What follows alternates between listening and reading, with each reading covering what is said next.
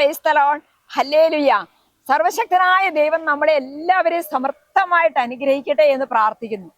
പ്രിയപ്പെട്ടവരെ, വിശുദ്ധ പൗലോസ്ലീഹ റോമാക്കാർക്ക് എഴുതിയ 12-ാം അധ്യായം 2-ാമത്തെ തിരുവചനമാണ് നമ്മൾ ധ്യാനിക്കുന്നത്. നിങ്ങൾ ഈ ലോകത്തിന് അനുരൂപരാകരുത്, പ്രത്യുത നിങ്ങളുടെ മനസ്സിന്റെ നവീകരണം വഴി രൂപാന്തരപ്പെടുവിൻ.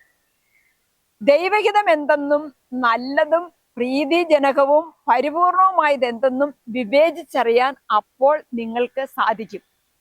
പ്രിയപ്പെട്ടവരെ, ഈ വചനത്തിലേക്ക് നമുക്ക് വരാം.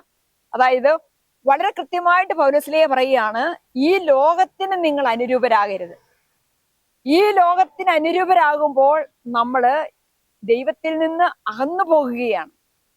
അതിന് പറയാണ്, നിങ്ങളുടെ മനസ്സിന്റെ നവീകരണം വഴി രൂപാന്തരപ്പെടുവിൻ. ഉണ്ടോ?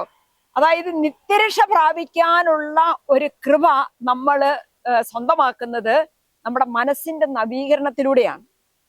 അതായത് ഈശോയുടെ ആ തിരുഹൃദയത്തെ ഏറ്റവും അടുത്ത് അനുകരിക്കാൻ തുടങ്ങുമ്പോൾ നിത്യരക്ഷയിലേക്കുള്ളൊരു കൃപയിലേക്ക് നമ്മൾ കടന്നു വരികയാണ്. ഇത് സാധ്യമാകുന്നത് ഓരോ മനുഷ്യനും അവന്റെ മനസ്സിന്റെ നവീകരണത്തിന് വേണ്ടിയിട്ട് ആഗ്രഹിക്കുമ്പോഴാണ്. മനസ്സിന്റെ നവീകരണം എന്ന് പറയുന്നത് അത് സംഭവിക്കുന്നത് ദൈവഹിതം എന്താണെന്നും നല്ലതും പ്രീതിജനകവും പരിപൂർണമായത് എന്താണെന്നും ഓരോ മനുഷ്യനും നമുക്ക് അത് തിരിച്ചറിയാനും വിവേചിക്കാനായിട്ട് സാധിക്കുമ്പോഴാണ് മനസ്സിന്റെ നവീകരണം നമ്മൾ നടക്കുന്നത്. ആ മനസ്സിന്റെ നവീകരണം എന്ന് പറയുന്നത് ഈശോയുടെ തിരുഹൃദയത്തോടുള്ള ഒരു അനുരൂപപ്പെടൽ തന്നെയാണ്.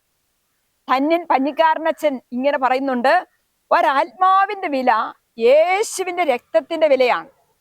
ഒരാത്മാവിന്റെ വില യേശുവിന്റെ തിരുരക്തത്തിന്റെ വിലയാണ്, സ്വർഗത്തിന്റെ വിലയാണ്. ആകയാൽ ആത്മാവ് നഷ്ടപ്പെട്ടാൽ സമസ്തവും നഷ്ടപ്പെട്ടു. ആത്മരക്ഷ സാധിച്ചാൽ മറ്റെല്ലാ കാര്യങ്ങളും സുരക്ഷിതമായി.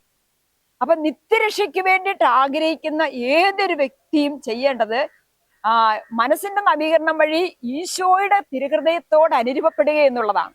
ഇതിനുള്ള കൃപയും അഭിഷേകവും സർവശക്തനായ ദൈവം നമുക്ക് എല്ലാവർക്കും തരട്ടെ എന്ന് പ്രാർത്ഥിക്കുന്നു. ആമേൻ. ഹല്ലേലൂയ.